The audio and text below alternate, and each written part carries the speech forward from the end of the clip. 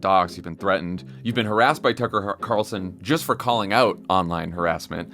For people who think this is just about, like, mean Twitter replies, can you talk about what it's been like to go through this? Yeah, so first of all, I cover YouTubers So you're for a familiar living. with If I cared about mean Twitter replies, like, I wouldn't have my beat.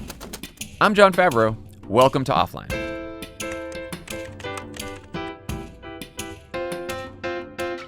My guest today is Taylor Lorenz, a tech reporter who's worked at The Atlantic, The New York Times, and now The Washington Post. But because Taylor is good at what she does, her reporting isn't just confined to writing at these prestigious institutions.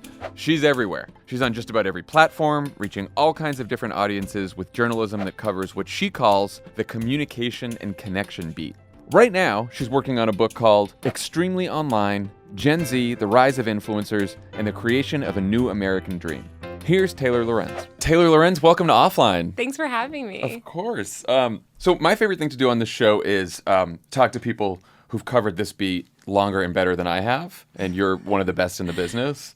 I recently heard you describe your beat as covering communication and connection, which I thought was perfect. Like, I've been having trouble finding the exact words for what Offline is about, and I feel like that's a really great description. Could you talk about why you describe the beat that way? Yeah, definitely. I think it's really hard for people to get a grasp of my beat, and they often associate it with kind of like certain technologies or platforms. So like Vine, when I was covering tons of Vine news, or now TikTok. But it's really not about that. I mean, I wrote a lot about Zoom, for instance, when the pandemic came, or like how teens are chatting in Google Docs. Yeah. So it's kind of platform agnostic. It's just all about communication technology and how people are kind of connecting. Obviously, social media is built for that, so I mostly cover social media stuff. But it can also mean, an influencer connecting with millions of fans, or, somebody using a weird new product to like reach their grandma. Yeah. No, it's sort of why I started the show, because I think we don't examine sort of the way that technology changes the way that we communicate, changes the quality of communication, how we get along, how we interact with each other, sort of a lot of the tech reporting. I know it's like some of it's called tech reporting, some of it's called like internet culture. I wrote a whole thing about that. You did? Okay. I think it's like, to me, the phrase internet culture just sounds like webmaster or something. Like, it's 2022. Like, internet culture is just culture. It's just life at this point. How did you become interested in the beat? So do you remember Tumblr? Were you into Tumblr? I know Tumblr. I never understood what was going on in Tumblr. Okay. That's totally fair. That's totally fair. Honestly, I barely understood what was going on, and I was spending 16 hours a day on it. But in 2009, I graduated into the recession, like many millennials. Yeah. I was working a bunch of temp jobs. I was working at a call center. Okay. And anyway, this girl at one of my temp jobs introduced me to Tumblr, and that was kind of a very life-changing moment, because I got obsessed with Tumblr, and I was on Tumblr 24/7, basically. I ended up getting a little bit of an audience on Tumblr. A lot of media people followed me. That led me to do more that was the beginning of social media brand world. Yeah. So I did a bunch of brand stuff for like a year at an ad agency. And then I started running social media for media companies. So my first job was at the Daily Mail. And I was writing about that stuff too. But you remember, writing about the internet in 2011, no one really, they were like, those weirdos on there, who wants to read about that? I wrote this defense of furries, because people were so rude to these internet communities. Yeah, that's right. I just was like, I'm on Tumblr all day, and these people actually know what's up. And the media is writing it in this scolding way. Remember, people used to call me, I remember too, a digital journalist, or it's so funny. I come at it from I was in political campaigns in 8 and 12, and then in the White House between that. And it was there was the new media section of the campaign. That was our thing. Well, 2012 I remember so well, because my friend made binders full of women, the Tumblr. Oh, right. Yeah, that was which was this viral Tumblr. 2012 I feel was the first year that Twitter sort of had taken hold of a campaign. Yeah. More than anything else. What's the most common and probably most annoying misconception of your beat and what you cover? I know exactly what I want to say to this. Nice. All right. Perfect. My biggest frustration is people thinking that I write about teenagers. Which I do, by the way, a lot. Young people use technology in really interesting ways, but I was just talking to a friend about this recently, like the idea that like post January 6th and like all of these Ukraine war. I was going to say, Ukraine is that a good like example, social media is this thing that only shapes like the life of teenagers is just like insane. And, I write a ton about everything. I mean, I write a lot about like mom groups or social media. And I covered Parkland shooting and sort of the role that the internet played in that, and Christchurch, and a lot of shootings and a lot of extremism as well. So yeah, I don't know. It's not a kids thing. It's not. It's a like global society way that we primarily interact with one another. Yes. At this point, on different platforms, different age groups use different platforms for sure. 100%. And like, I love writing about young people and taking them seriously. I think it's so important. But it's just crazy. People dismiss, this beat as that because it's not. So you were at the New York Times for a while. You recently moved to the Washington Post. What was it about the offer from the Post that made it more intriguing than the Times? Okay, I love the Times. Yeah. I have like zero beef with them. My editor was the best editor I've ever had in my life, minus my career editor, who's great. But I came from the social media world. I like had a Snapchat show. I've done tons of. I used to run a video team. And I wanted to do.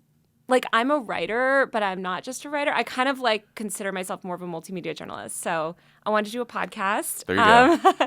And some other stuff that I felt like, New York Times is amazing and it's giant, but I felt like I was kind of in a role there where I couldn't do all these other things that I wanted to do. So that was the only thing. Also, only writing all the time. It gets to be a lot. As a former writer, I will tell you, when I left the White House and I'd been speechwriting for that long, I was like, I got to do something else than just lock myself in a room by myself and write and stare at a screen all day. Totally. I got to talk to people. I love it. And I just love, like, I got really into TikTok early. I have definitely, like, following on the internet. And I love, like, creating content in different ways and kind of telling stories in different ways. Yeah. And that's how people are getting their information these days also. 100%. So that makes sense. And of course, the main reason you went to the Post was to build your brand, right? Oh my God. So for people who may not know the backstory here, you made what I thought was a relatively obvious point to Business Insider a few weeks ago, that the future of media is more distributed, more about journalists building their own brand and audience. And the longer you stay at a job that restricts you from outside opportunities, as institutions like the New York Times sometimes do, the less relevant your brand becomes. Some of your colleagues said, they objected to the use of the word brand because they thought that was cringy. I saw others complain that media used to be about the journalism and not the journalists, and it was this whole Twitter thing. I don't want to have to rehash the personal drama here. There's whatever. Zero personal drama. I'm not not on your side, but you open Twitter and it's just like, hey, Haberman and Twitter Lorenz are fighting. I'm like, what's going on? No one's fighting. DC people. Look, I was a DC journalist for 2 years. Yeah. I ran social for The Hill along with Nitzan Zimmerman. That DC is like 9 years behind everyone else. And the idea that this is even a controversial thing in DC after Trump was our president for 4 years is so funny to me. Yeah. The ultimate brand. But I was going to just say, like, what's your response to the argument that journalism somehow suffers when journalists are focused on building their own audiences, which is what the attention economy requires. 100%. Again, I should say, I didn't think it was necessarily an opinion that you offered. Just that's the way journalism is today. It's funny because if you've read anything I've ever written, I've not only have I written so much on this, and I wrote a white paper for the American Press Institute in 2016 that touches on all of this. This is the crux of my beat, is right. Individual content creators. I did I was a visiting Nieman fellow, and this was also the focus of my project. I wrote a piece for Nieman Lab in 2018 actually about the pressure that journalists feel, and then 2 years ago I wrote another piece for Nieman Lab about the downsides of having to have this individual sort of thing. So all that to say, it's just funny that this was the thing that triggered people. But I think it's a twofold thing. Obviously, when I think of brand, I think of reputation. Heroes of mine are Kara Swisher and Walt Mossberg, being a tech reporter. And I gravitated towards them because of the reputation. When they went to All Things D, I was obsessed with that site because of who they are. I think it's really important to establish trust with an audience. The idea that famous news anchors of the past didn't have brands is absurd. It's just that now the internet has democratized all of it. So you can sort of build that reputation and that trust with your readers or your followers directly. And I think that's overwhelmingly a good thing because we're getting a lot of voices that have been traditionally excluded from the media. Right. Able to get heard, and that's changing media, I think, in very positive ways. Obviously, the downsides are also great. Having to like feel that pressure and like do independent stuff. But I follow so many amazing independent journalists and podcasters, and I think it's a much richer, more diverse media ecosystem. And so, I spend a lot of time complaining about Twitter. I'm sure you do too. I do think that Twitter, at its best, is finding a lot of journalists and experts and that you wouldn't have found just sort of reading a paper or watching CNN, right? Like there's just such a diversity of opinion on there. A lot of the opinions are just expressed in a tough way. But no, I do think that's a benefit. It was a weird thing looking through that fight because I'm like, I think this could also be based on like a simple misunderstanding or miscommunication. Like I am fully in agreement with your take on this. I also think the word brand is sort of cringy. Oh, totally.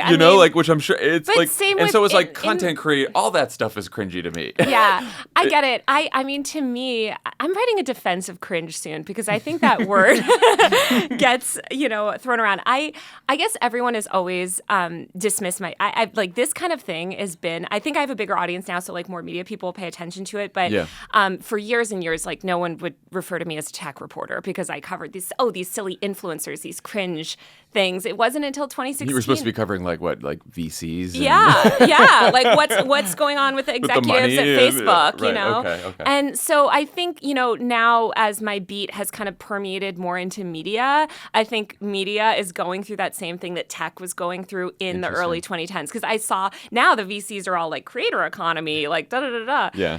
But media, I think there's this preciousness around a lot of people, especially in legacy media, and it's just... Yeah, well, it's this like wistful notion of what it was like when there were three networks and, voices of authority. But again, like you said, those voices of authority back then were brands of their own, even though people weren't calling them brands, maybe. Absolutely. And let me be clear, not to toot my own horn, but I'm a good journalist. Like, I break a ton of news. Like, if I have a brand, it's being an authoritative source on my beat and knowing that I'm going to deliver consistent scoops and good stories.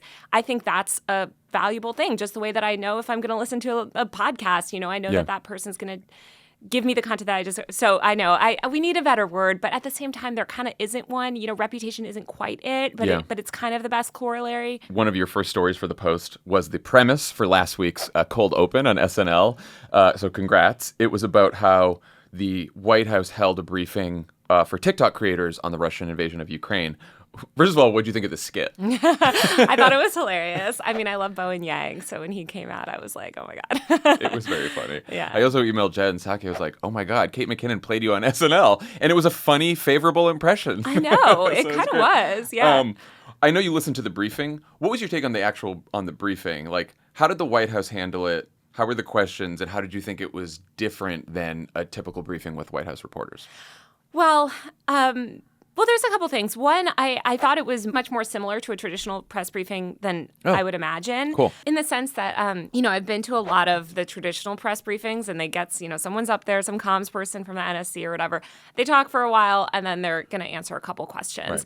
Right. They definitely seem to be like keeping on message, like we wanted to de-escalate, da-da-da. It was way more friendly. Like when Rob Flaherty is in the beginning, like, we want you here. I'm like, I never heard that, as a member of the press. That's funny. And then in terms of the questions, I thought they were all good, but of course not quite as antagonistic as, I think a journalist might have been in terms of like asking follow-ups. Like they didn't really ask follow-ups.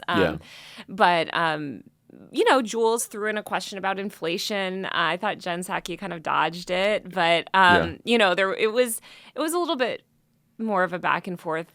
I feel like the closer it is to a normal White House briefing is probably a good thing. Yeah. I did see one of the creators in your story say that the White House handled it with like a little bit of a kindergarten class vibe. Yes. Was it a little like, hey, you internet kids? Yes. Was there, yeah. okay, a little bit of that energy, but at the same time, like, kind of being effusive and recognizing them as well, I think, which is so important. I mean, they're right to recognize these creators. I know it sounds like a punchline. it's so funny that was I really was trying to use that story to be like, see, you guys, this is what I'm talking about in terms of the media changing. Yeah. So, and I thought the mix of creators was a little bit random. Okay. But, I'm sure it's just the beginning, and they've been doing a lot. They wrote a big story for the Times about the efforts to work with creators to get out the message about vaccines. So why do you think so many people are getting their news about this war from TikTok? Is it because so many people get their news about everything from TikTok? Is there something about this war that makes the platform especially useful for sharing news? Yeah, I think this has been the breakout moment in terms of news on TikTok, although it's been a huge news platform for a long time, right. Especially even pre-COVID. That's where a lot of people were seeing those first videos of lockdowns or viral things. I think it's the For You page. So, TikTok is so unique. Well, one, short video is an incredibly compelling and engaging format. And then two, it's a platform where it's extremely accessible, right? Because the primary mechanism of delivering content on TikTok is through this algorithmically generated For You page. So you can get on TikTok and never follow a single person and just click a few things and it will deliver like viral, engaging content to you. Whereas you get on Twitter, it's not really clear who you have to follow. Like, you're kind of trying to find people. It puts a lot more burden on the user. And Instagram's such a closed system. So there's this weird dynamic where Twitter's user base is tiny compared to TikTok, YouTube, Instagram. But because the user base includes nearly every journalist and political figure in the world, it drives media coverage more than any other platform. Like, as someone who's on both platforms, who's reported on both platforms, like, how do you feel about that? I think that Twitter is well, I'd love to see every tech company get the coverage that Twitter gets in terms of attention.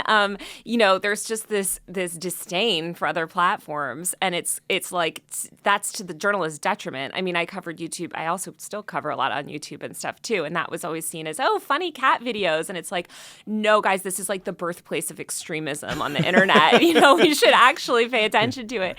And I think TikTok's having that moment. People are starting to realize. I've made a bunch of TikTok videos about this myself.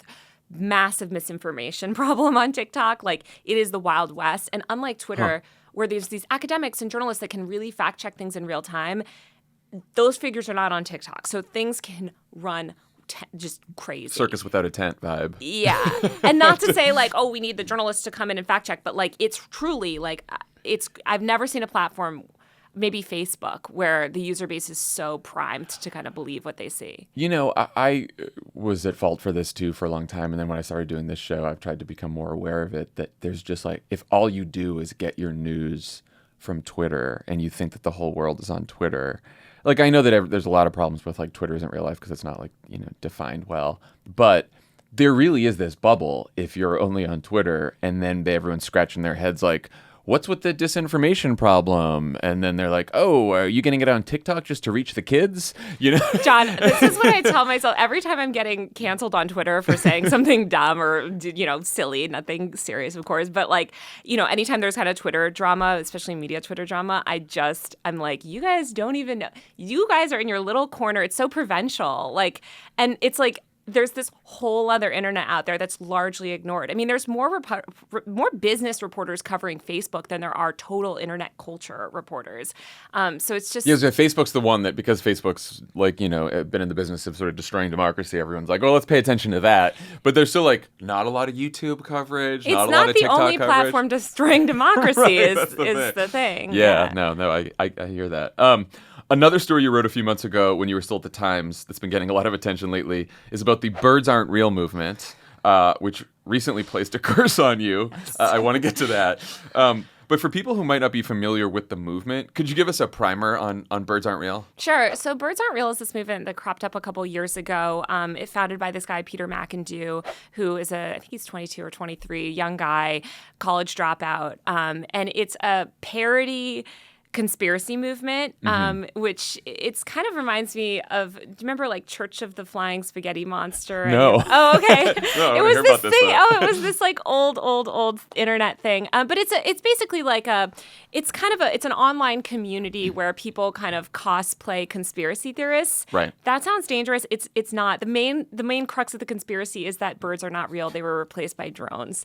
And it's kind of this place that's become this bonding thing for young people. people. Like, they have thousands and thousands of members. Yeah. And a lot of kids that grew up in houses that have been sort of touched by extremism. So parents that believe in QAnon, or they were homeschooled. Which is a fascinating part of this, that the Yeah. people who started it have experienced this in their own lives. A lot of it's Conspiracies. a lot of young people that grew up sort of marinating in this messed up world. And so it's a joke movement, but they, the main guy, Peter McIntyre, performs a character where he performs this, like, he pretends to be an ardent conspiracy theorist online, and he maintains that character on the internet.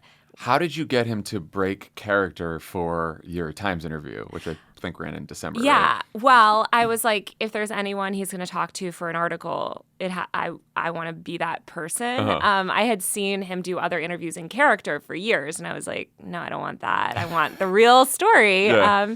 And so, I got in touch with him. I met with him and had dinner with him off the record first. Okay. And same thing you do as a journalist, like, be like, trust me, because and I mean, I'm one of the few people that has covered this in the way that I cover it in a long time, knowing that, like, I just want internet creators to know that they can trust me and I get it, and I'm not going to be the legacy journalist that comes and is like, oh, these kids, what are they up to? I first came in contact with it from that now viral video where he's on a local news channel and starts talking about birds aren't real, and then starts vomiting during the interview. Yes. And I was like, wait, what's birds aren't real? And I started like, so it works. Yeah. One of the organizers in your piece of Birds Aren't Real said that this is about their favorite way to describe the organization is fighting lunacy with lunacy. What do you think about lunacy as a strategy to fight disinformation?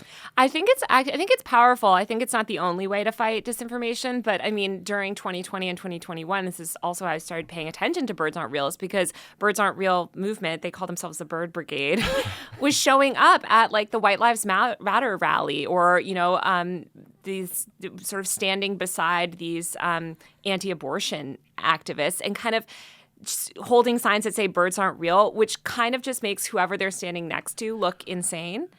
And I think that's a good strategy. I think pointing out how absurd a lot of this stuff is on its face, from the sort of more far-right extremists, like, it is a helpful de-escalation technique, and it's good for activists as well. As I think activism is such a grueling kind of task that when you can add some levity to it, it helps. I've thought about this from a political standpoint for a long time, both in the effort to fight disinformation, the effort to fight extremism, authoritarianism.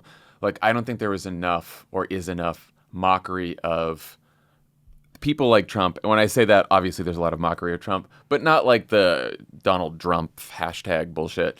But just when you start poking fun at what these people are doing, as opposed to just taking up the outrage meter to like 10 or 11 all the time, you sort of undercut the fear that they're trying to instill in people. Yeah. And if you show how absurd they are and you're constantly making fun of them, it doesn't help them, because their main goal is fear. Yes. And, like, you, by getting outraged, which of course we should get outraged at certain policies and stuff, but a lot of times that outrage can actually sort of validate that side as a legitimate opinion. And in certain situations, like White Lives Matter, things like that, it's like, that's not a legitimate thing. Like, it's a movement aimed at kind of destroying something that's about equality. So, and I think in your piece you said that when they showed up to shout down sort of the anti-abortion activists, they ended up forcing the anti-abortion activists to leave, or they just decided to leave because the birds aren't real people were there. Which is they great. got like frustrated, and then everyone started chanting "birds aren't real," and their message seemed like a joke. Yeah, I know you've reported on disinformation and misinformation a lot. What other strategies do you think are effective, or have you seen be effective in fighting misinformation? That's a really good question. I mean, educating people on how these things spread. Obviously, strategies like deplatforming work undeniably. I think these platforms, like, it's so funny to see them act so quickly in Ukraine, because they've said for years, that that's not something they would do. So hopefully that sets a precedent for action going forward. And then I think that we just need to educate people more about how these things spread. There's such a there's such a dismissiveness, especially by the media, when you come to people that kind of like believe a lot of really bad stuff, especially anti-vax stuff. Yeah. Ben Collins and Brandy Zardrosny are two of my favorite reporters. Ben's my old boss. Excellent. They're excellent, but they treat people with respect, and they kind of dismantle these ideas, but without sort of punching down. And I mean, to me, I get so frustrated seeing kind of the way the media treats people like unvaccinated people, where it's like, if you have millions and millions of people in America falling victim to conspiracies and believing disinformation about the vaccine during a pandemic, that's a systemic problem that needs to be addressed. It's not enough to just say, well, just let those people die, or those people are idiots, right? For sure. And I also think, like, those of us who talk a lot about misinformation and disinformation, it's like, we could all be victims to it. Absolutely. No one is so smart that they're above it. And so therefore you shouldn't think that people who fall victim to it are necessarily like they're dumb or they're weak or something's wrong with them. Like, it's a systemic issue, which means it can affect anyone. And we need to fix the root causes of what is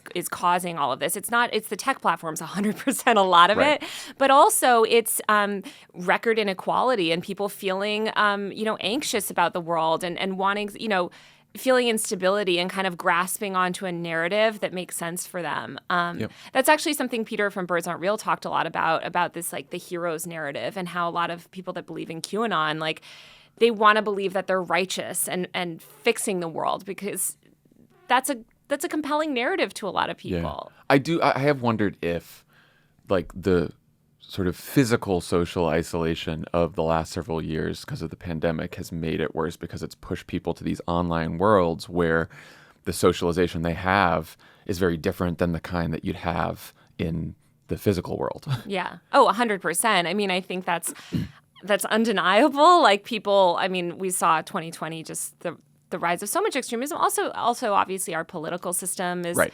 is hyper-partisan. So it's kind of all of these factors, and I think we need to address all of them. Yeah. Another terrible part of online life you're all too familiar with is harassment. You've been targeted by trolls, you've been doxxed, you've been threatened. You've been harassed by Tucker Carlson just for calling out online harassment.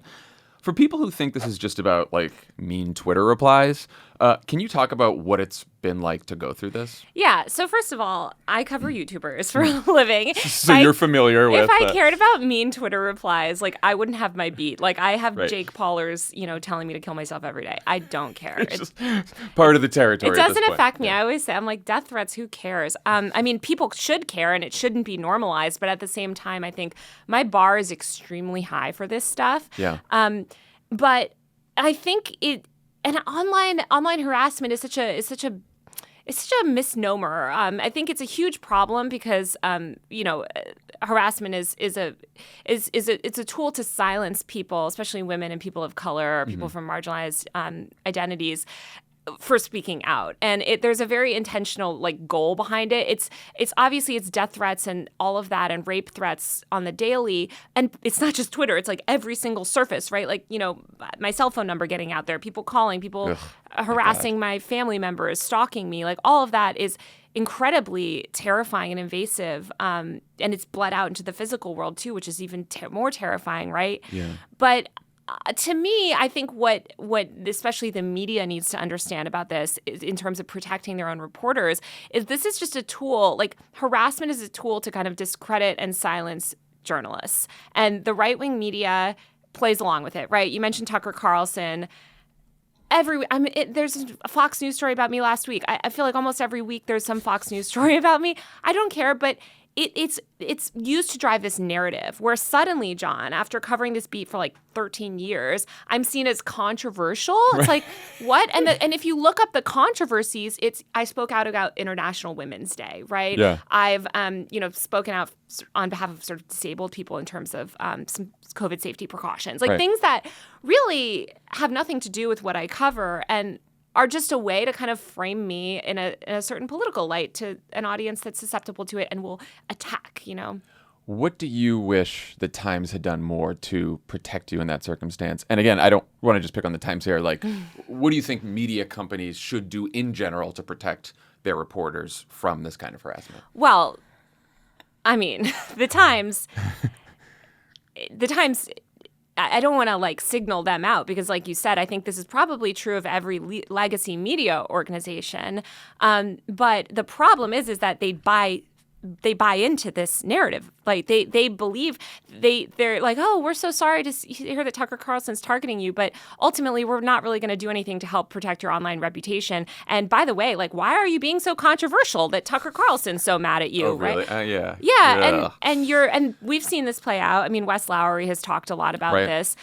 These media companies need to stop buying into these bad faith narratives. Nilay and The Verge actually wrote this great statement when Sarah Jong was being attacked for saying, tweets about white people or something. They were like, look, this is a bad faith campaign. We are not buying into it. This is bullshit, and this is what's happening. And explaining, this is the key thing that media organizations refuse to do. Explain to readers what's happening, right? Like, I wish there was a link that the New York Times had put out that was like, hey, Taylor's been the victim of this multi-platform smear campaign, which is what it is. And here's what this is, right? Let's explain this. So when you see that crazy thing, or when you see some VC saying this, let's call it what it is, because it's a smear campaign. It's not legitimate. I think it speaks to the obsession with equating or defining fairness as objectivity and balance, which I think you can be a fair news organization that's not partisan. Of course. Without just trying to say that everything, both sides, I mean, we've talked about the both sides stuff a million times, but like, and so somehow it would be out of character for them to take a stand against Fox News, because then they would be seen as the liberal New York Times. When you're right, if you just explain, look, we know exactly what he's doing right now. This is the motivation, and we're not going to buy it. Yeah, exactly. And it's so overt and intentional. And when you don't explain that to readers, and when consumers don't understand this, and when you don't allow your own reporters to talk about that to their audience, that's a problem, because then people see it. They didn't want you to like tweet about it to the audience? No. And then, of course, I can't say doxing is bad because that's an opinion, and I couldn't give an opinion online. Doxing is bad. That's a controversial opinion. That's an opinion. And I think this goes back to the same thing, right? Of like, well, what is an opinion? And what, like, that, I mean, that's just a fact. And, right. And also, me speaking up about this, I just want to reiterate this so much, because people say, oh, that's attention seeking, or your attention. And just in the way that women that speak up against sexual assault, right, are told, oh, that's attention seeking.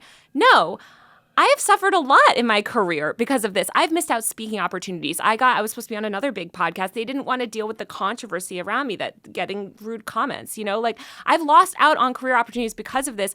And other people at the New York Times, at so many other media organizations, they don't have the platform that I have. So I want to use my platform to educate people about this, because if you have 5,000 Twitter followers, you're basically at the mercy of this media company to do something. I have enough. I mean, my followers know what's up. Like, I would say it's just like, no one has been showered with positive attention just because they spoke up against harassment. Exactly. It's not something you do that's like, oh, now I'm just going to sit back and watch the likes pile up and the speaking opportunities. Like, it's a tough thing. And let me say one other thing. Sorry, this is my favorite topic to rant on, because I just think media companies need to do so much better. There's this one journalist, a former colleague, that replied to me, oh, and there's people getting shot in Ukraine, so why should we take harassment seriously? We should take this stuff because it's all interconnected. I have been physically assaulted on the job before, right? God. But I was covering Charlottesville.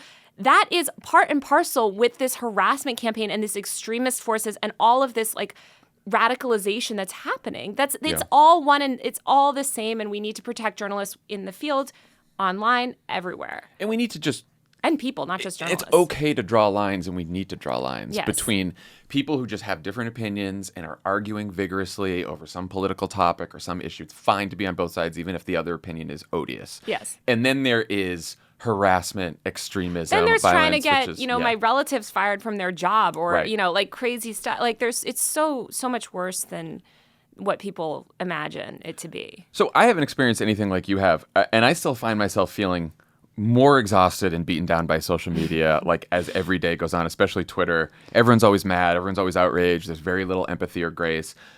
You are on the internet all day long on multiple platforms, dealing with all kinds of harassment and all this other bullshit we've been talking about. How do you do it? How do you deal with it? Oh my God. I have a complete mental breakdown.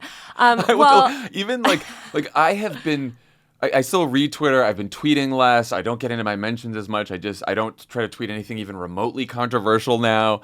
And like prepping for this interview, I was like going through your Twitter feed and I'm just like, oh, how does she do it? Like I started feeling more anxious just reading your Twitter feed. You should watch my TikToks. Oh God. No, I mean, I'm a fighter, and I've fought for so long for people to take my beat seriously and to care about, like, I care. I think I built this platform for myself, and I work in media because I want people to see the world how I kind of see it and care about the things that I care about. And I think that having a platform allows you to do that. Yes, it's exhausting all day, but what's the alternative kind of? I don't know. I'm just like, I don't care if I make people mad. I did have a complete, when I was going through the worst of it at the Times, Ben Collins, who is like such a mentor to me, like literally saved my life. Like I was in such a low point, and he's so strong, and just like, I think honestly working for him like changed my life because I'm just like, wow, I want to be like that. He covers like really dark stuff. I cover some dark stuff, and I don't know. I don't really have people are always like, oh, do you take time in nature, in the woods? I'm like, not really. I mean, sometimes I guess, but I think you're just, that's your beat. Yeah, but you have to have a strong sense of identity. That's the other thing. And you can get through anything. You can get through the worst thing in life, right? If you have people around you that get it. And that's very true.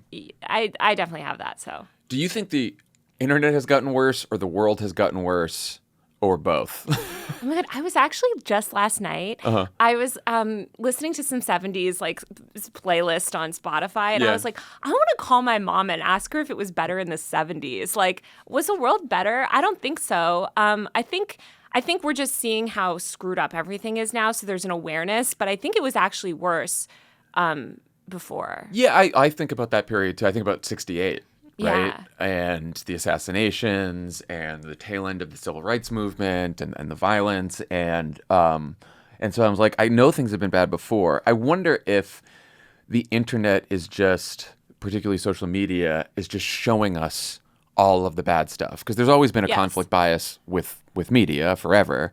But now media is in our face every second of the day. And so if you open Twitter or a lot of these platforms, you're not seeing a lot of good news. No, and I think people also like want to read the worst news. There's this like human tendency to kind of look at all of that. I think it's good for people to be more informed, but I don't know that people are super much more. They're sort of broadly more informed about the world, but I think we're in this inflection point. Social media is so new. The internet is so new, and I think we're going through this like really hard time. I'm such a believer in technology, and I'm definitely a techno-optimist. I was just going to ask you, why are you a techno-optimist? Because I would love to know this. I know, and I really think I know how much Tumblr changed my life for the better. I grew up in Connecticut and New York City, but mostly Connecticut for a lot of my formative years in this like stupid preppy town that was really repressive, and Greenwich or New Canaan? In Greenwich. I knew it was one of the two. And my parents were not bankers or anything like that, but it was this really like I never felt like I had my people or could fit in, and I always felt so ostracized, and I just Tumblr and the internet and everything, I think, allows so many people that have felt so alone to feel connected to others. It's just, we're just in a bad part of it right now. It's like the problem isn't technology and human connection. The problem is like these corporations that are warping it and kind of screwing it over. So I think if we can build a better system and recognize the problems and push these tech companies to do better, we will ultimately live in a better, more connected world. Yeah. I know you're working on a book titled Extremely Online, Gen Z, The Rise of Online Creators and the Selling of a New American Dream. Do you see the rise of online creators and the creator economy as a positive trend? Yeah, I mean, I think it's like the internet, right? There's positive and negatives. Overwhelmingly, I do think it's a good thing because I think that traditional media was so heavily sort of showing only one viewpoint and kind of really catering to the interests of, the big the 1%, as they say, or whatever. I hate to say the words elites because I think it's just the worst. But there wasn't this diversity, right? I grew up as a woman in the early 2000s with women's magazines, and just the toxicity. Like, there's this account on Instagram that shows you, like, how much stuff was pushed towards you and how to lose weight, how to please a guy, right? Like, and like sitting there at like in a grocery store. At the aisle when you're checking out. I remember that as a kid, and that was just like what you saw all the time. And that media was so much, incredibly toxic. So, is the media we consume now toxic? Sure, it's toxic in different ways, but it's a lot more diverse. And I think when you look at the media ecosystem and content creators, people are getting voices and being able to develop and speak to audiences, whether it's South Asian Pacific moms, right? Like, you can build a whole media company just speaking to that audience, and that's good. That representation matters. Yeah, for sure. No, and that because there's gatekeepers in the media, and even on Twitter you see that too, which is like Twitter is whiter, more liberal, more educated. Like there's certain there's still some gatekeeping going on, and so when there's platforms like TikTok and YouTube, it's. And I'm not the tech person that's like, destroy all institutions. Right. We're going to live in a decentralized world. No, that would be very bad.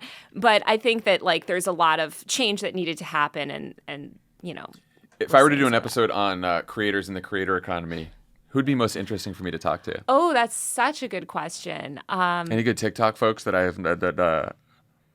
talked to Abby Richards about disinformation. Yes. And she was fantastic. It's so funny you mentioned her. I was thinking of her. Well, I thought about her when you were talking, because she said the same thing you did about when you're trying to fight misinformation, talking down to people is bad. Like, you've got to have some kind of empathy even with people who bought into these, which I think I've now heard from a couple people, which I think is right. Yeah, definitely. Yeah.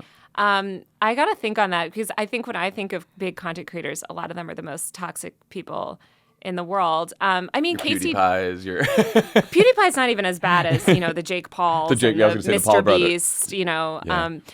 Casey Neistat recently came out with this documentary, which I'm just in full disclosure. It's called Under the Influence. It's about David Dobrik and the rise and fall, although he's still rich and fine. Yeah. At South by Southwest, which is phenomenal, and it's so rare to see a content creator really critique that whole system, and that's cool. Yeah, that's very cool. So I'll ask the last question that for you now will be very tough, maybe the toughest question that I ask every guest. Favorite way to unplug? How often do you get to do it? Is the answer just no? No. I do. I'm not a complete lunatic. I have tons and tons of hummingbird. I'm a bird. I run a bird meme page. Amazing. I love birds. Okay. Ventura Hummingbird Rescue does amazing work, and I have a lot of hummingbird feeders in my yard and deck. And so that's my every morning I make them fresh. I've had a couple bird answers now. Really? Yeah. And then I talked to Jenny Odell. Yeah. And so she's a huge bird person. And then there was a couple other people who said birds was a good way to unplug. It's honestly, I think because birds are so beautiful and peaceful, it gets you out in nature.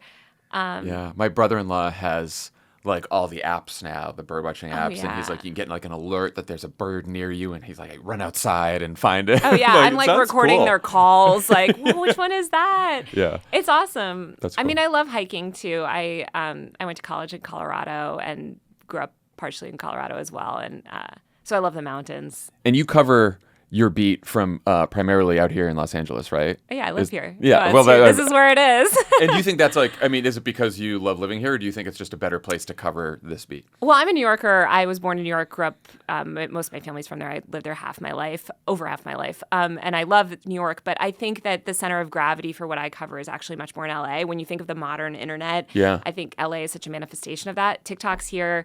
Snapchat, the YouTube people that I deal with are here. Content creator ecosystem is here. I know. Every time I talk to people back on the East Coast, they're always like, how's Hollywood? Is it all actors and entertainment? I'm like, no, there's an entire tech industry here now. Yes, tech industry. And it's it's so funny to me that there's the media is so heavily weighted towards the East Coast still. And I never really understood that until I moved down. I moved down here in 2014. Yeah. And I have now been fully radicalized by the your LA pill. Well, because especially you're on Twitter, and if anything is happening in New York, it's got to be happening everywhere in the world. Yeah. That's the only thing that matters is something happening, or DC. Yeah. New York or DC, and then the rest of the country's whatever. Well, I just have to say, this is why I worked for this editor, Corey Sika, at the New York Times, and I loved I loved him as an editor because when I grew up and I read the New York Times growing up, like, and it was always kind of about like New York. They do so much great coverage now all over the country, but Corey was always really good to like talk about the internet, but not just like a New York internet. Like he was really good at assigning stories that were like actually interesting. Totally. It's a big world out there. Taylor Lorenz, thank you for joining Offline. Thank this was you fun. for having me. This This was so fun.